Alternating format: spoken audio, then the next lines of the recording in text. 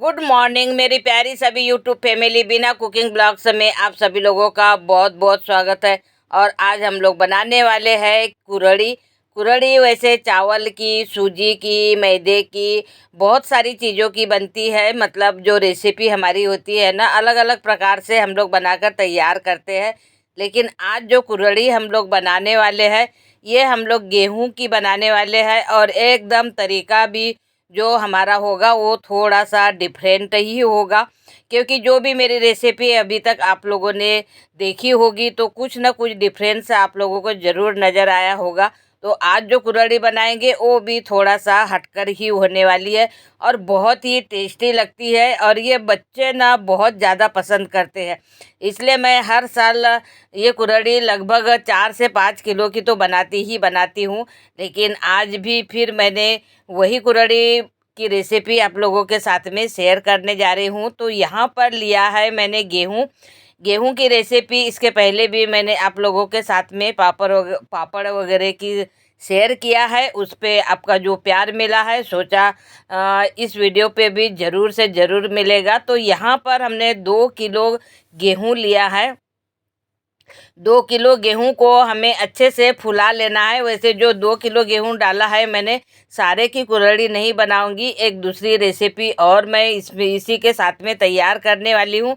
तो मैं सबसे पहले तो गेहूं जो हमने 2 किलो लिया है इसे फुला लेना है। तो 2 दिन तक हमें इसे फुलाना है।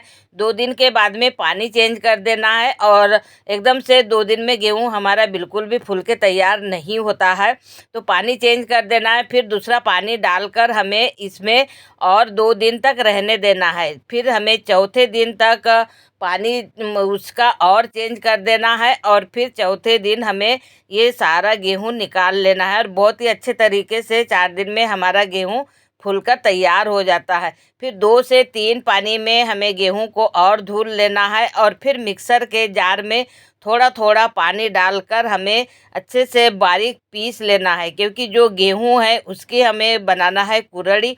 और गेहूं का हमें निकालना है दूध, क्योंकि छिलके नहीं रहना चाहिए। वैसे चावल वगैरह की जो कुरड़ी हम लोग बनाते हैं तो इतना सारा हमें मेहनत नहीं करनी पड़ती है, लेकिन उतने स्वाद नहीं लगती है जितनी ये गेहूं की कुरड़ी लगती है। तो मैं अक्सर करके गेहूं की ही कुरड़ी ज़्यादा बनाती हूँ, चावल वगैरह की कम ही बनाती हूँ, क्योंकि ये ना एकदम चटपटी सी खाने में बहुत ज़्यादा टेस्टी लगती है। तो इस तरीके से हमें सारे गेहूं को पीस लेना है और अच्छे से हाथ से ही हमें मिक्स कर लेना है। और मिक्स करने के बाद में हमें क्या करना है, एक दूसरा हमें बर्तन लेना है बड़ा सा, मतलब कोई भी गंजी वगैरह ले लेना है। और उसमें जो बड़ी वाली चलनी होती है वो बड़ी वाली चलनी को रख देना है। और जो इसमें गेहूं के छिलके हैं, जैसे हमने अभी पीसे हैं, तो गेहूं के छिलके जो है उसे हमें इस तरीके से छान कर निकाल लेना है। और जो इसके अंदर जो दूध है वो हमारा इस गंजी में छन जाएगा। तो सबसे पहले तो हमें छिलके ही निकालना है, बाकी की प्रोसेस हम लोग आगे देखेंगे। तो ये देखिए, इस तरीके से हमें सारे जो गेहूं पीस के रखा है उसके हमें छिलके उतार लेना है, मतलब निकाल लेना है चलनी से छान कर। तो ये देखिए, मैंने पूरे छिलके छान कर निकाल लिए हैं। अब हमें इसमें 1 से 1.5 या 2 लीटर लगभग पानी डाल देना है और अच्छे से इसे हाथ से ही मसलना है, जिससे कि इसका जो बचा हुआ दूध है वो भी आसानी से निकल जाए। तो अच्छे से मिक्स करने के बाद में ना इस तरीके से हमें सारे छिलके का दूध निकाल लेना है, क्योंकि इस तरीके से दबाएंगे ना तो पूरा मतलब दूध हमारा पानी पूरा नीचे निथरते जाएगा। तो बस ऐसे ही करके हमें और एक बार पानी से धुलना है। तो ये देखिए, हमने एक बार तो निकाल लिया है। अब दूसरा पानी हमें और लगभग 1 आध लीटर पानी डाल देना है और उसी प्रोसेस को हमें फिर डबल से करना है। तो ये देखिए, इस तरीके से निकालना है, मतलब कुछ भी इसमें दूध नहीं बचना चाहिए, सारे छिलके हमारे एकदम सफ़ेद सफ़ेद हो जाना चाहिए। तो ये देखिए, इस तरीके से हमने 2 से 3 पानी में धुल कर सारा दूध निकाल लिया है। निकालने के बाद में बड़े से बर्तन में ही डालना है हमें, क्योंकि अब हमें इसकी दूसरी प्रोसेस करना है, वो भी बहुत ज़रूरी है। तो ये देखिए, बस पूरा दूध इकट्ठे कर लिया। अब इसे हमें साइड करना है और फिर हमें लेना है पानी छनने वाली छलनी। इसमें डबल छलनी लगी रहती है, इसलिए बहुत ही अच्छे तरीके से छनकर तैयार होता है। वैसे अगर आप चाहे तो जैसे कॉटन वगैरह का जो कपड़ा रहता है या फिर चुनरी वगैरह जो रहती है ना हमारी, उससे भी हम लोग छान सकते हैं। कोई ज़रूरी नहीं है कि छलनी से ही छानना है, लेकिन हाँ, छलनी से अगर हम लोग छानते हैं तो बहुत जल्दी हमारा काम हो जाता है। और कपड़े से अगर हम लोग छानते हैं तो थोड़ा टाइम लगेगा। तो ये देखिए सारा हमने दूध यहाँ छान लिया है। अब छानने के बाद में हमें इसे ढक देना है, मतलब 7 या 8 घंटा या फिर एक नाइट स्टे छोड़ देना है। तो एक नाइट तक तो मैं छोड़ दूंगी और दूसरे दिन हम लोग देखेंगे कि बहुत ही अच्छे तरीके से हमारा जो दूध है वो नीचे जम गया है और ऊपर इसका पानी पूरा आ गया है। मतलब जिस तरीके से हम लोग दूध वगैरह जमाते हैं और छाय ऊपर आ जाती है और दूध नीचे रह जाता है ना, उसी प्रकार से इसमें भी होता है। तो ये देखिए जो अब हमें क्या करना है कि जो ऊपर का पानी है उसे हमें निकाल कर अलग करना है, क्योंकि हमें दूध की रेसिपी बनाना है, मतलब कुरड़ी बनाना है। इतने पानी की हमें आवश्यकता नहीं पड़ेगी, लेकिन जमने के लिए हमें पानी डालना ही होता है धुलने के लिए। तो ये देखिए इस तरीके से हमें गाढ़े घोल को अच्छे से मिक्स कर लेना है और फिर हमें नाप लेना है। नापने के लिए हमें एक जग ज़्यादा है, लेकिन मैं एक जग की ही कुरड़ी बनाने वाली हूँ। बाकी का जो बचा वाला घोल है उसकी मैं दूसरी रेसिपी बनाकर आप लोगों के साथ में शेयर करने वाली हूँ। तो एक जग हमने गाढ़ा वाला घोल नापा है और एक ही जग हमें इसका पानी लेना है। जो हमने सबसे पहले पानी निकाला था उसी पानी का हमें उपयोग करना है। तो ये देखिए हमने एक जग गाढ़ा वाला घोल लिया और ये एक जग हमने जो पानी निकाला था उसे हमें गंजी में डाल देना है और उबाल आने के लिए फिर हमें इसे गैस पे रख देना है। तो इसमें झाग बहुत जल्दी आ जाता है, तो झाग को हमें मुड़ने देना है।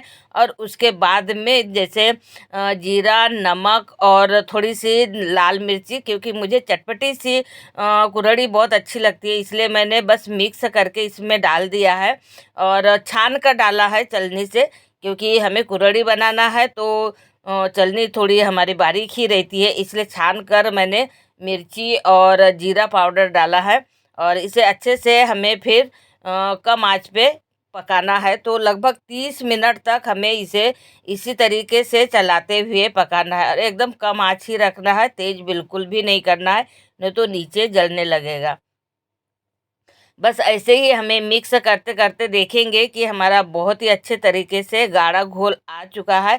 और अब हमें इसे क्या करना है, कम आंच पे ही रहने देना है और इसे हमें ढक देना है।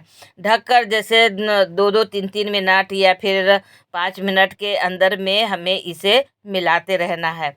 मिलाने से क्या होगा कि जैसे जो नीचे वाला है वो तो हमारा पक जाएगा, लेकिन जो ऊपर वाला है तो नहीं पकेगा, इसलिए हमें इसे 2-2 3-3 मिनट में मिलाते जाना है। और ये मतलब इस प्रकार से जब हो जाएगा ना, तो कम से कम हमें 10 से 15 मिनट तक और पकाना है। तो टोटल हमारा गैस के पास में इसे पकाने के लिए टाइम लगेगा 40 से 45 मिनट लगभग।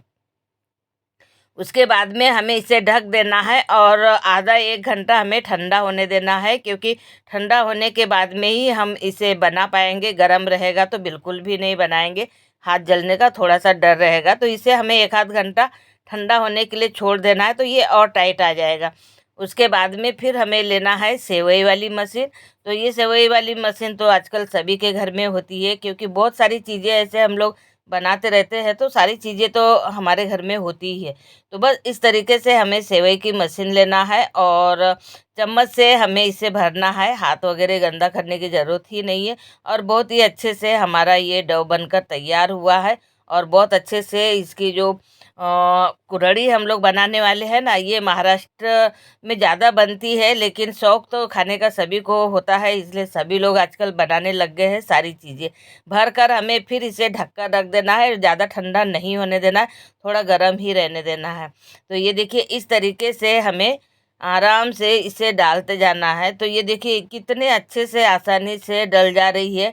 मतलब हमारा डो इतना अच्छा बनकर तैयार हुआ है कि ना ये थोड़ा टाइट है और ना ही थोड़ा पतला है। तो बस ये देखिए इस तरीके से हमें सारी कुरहड़ी बनाकर डाल देना है और इसे पंखे में या फिर धूप में भी आप दिखा सकते हैं, कोई दिक्कत नहीं है। पंखे में ही डाले हैं मैंने, तो 5-6 घंटे के बाद में देखेंगे तो हमारे ये पलटी होने के लिए आ जाएंगे। क्योंकि अभी गर्मी का मौसम चल रहा है, तो गर्मी के मौसम में ना थोड़ा गर्म रहता है, तो जल्दी हमारा काम हो जाता है, मतलब पापड़ वगैरह जल्दी पलट जाते हैं। तो बस इस तरीके से सारी कुल्हड़ी को हमें पलटा देना है। फिर हमें 6 से 7 घंटे और इसे सुखाना है पंखे में ही, और फिर दूसरे दिन हमें दिखा देना है 2 से 3 घंटे धूप, ताकि हम लोग इस तरीके के सूखने के बाद में स्टोर कर सके। तो बस हमारी कुल्हड़ी तो एकदम सूख के रेडी हो गई है। अब रेडी होने के बाद में बस अब हमें इसे थोड़ा सा देखना है तल के कि हमारी कुल्हड़ी किस प्रकार से बनी है, और टेस्ट भी करके देखना है। क्योंकि हम लोग ना जब बनाते हैं तो टेस्ट तो बिल्कुल नहीं करते हैं, बस बनाते जाते हैं। और अभी गर्मी का समय तो ऐसा चल रहा है कि कढ़ाई का तेल निकलता ही नहीं है, क्योंकि हर दिन कोई ना कोई रेसिपी बनते ही रहती है और आप लोगों को दिखाना ही रहता है।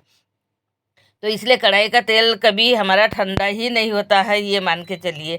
तो बस इस तरीके से हमें सारी कुल्हड़ी को सारी नहीं, मतलब मैं केवल दिखाने के लिए आप लोगों को तल रही हूँ, तो इस तरीके की हमें तल लेना, और बहुत ही अच्छे से कुरकुरी क्रंची एकदम क्रिस्पी बन के तैयार हुई। और बच्चे तो बहुत ज़्यादा पसंद करते हैं, मेरे घर में भी बच्चों को बहुत ज़्यादा पसंद है। जब भी अगर ख़त्म तो होती नहीं है, लेकिन अगर हो गई ना तो डिमांड इसी की रहती है। तो ये देखिए कितने अच्छे से हमारी सफ़ेद सफ़ेद कुल्हड़ी बनकर तैयार हुई है। सूखने के बाद में तो बहुत छोटी सी दिखती है, लेकिन तलने के बाद में बहुत बड़ी हो जाती है। तो दोस्तों, कुल्हड़ी बनाने की रेसिपी आप लोगों को कैसे लगी कमेंट करके ज़रूर बताइए। और आप मेरे चैनल पर पहली बार आए तो चैनल को ज़रूर सब्सक्राइब कर लीजिए, क्योंकि ऐसी छोटी छोटी टिप्स के साथ में नई नई रेसिपी आप लोगों के साथ में शेयर करते रहती हूँ।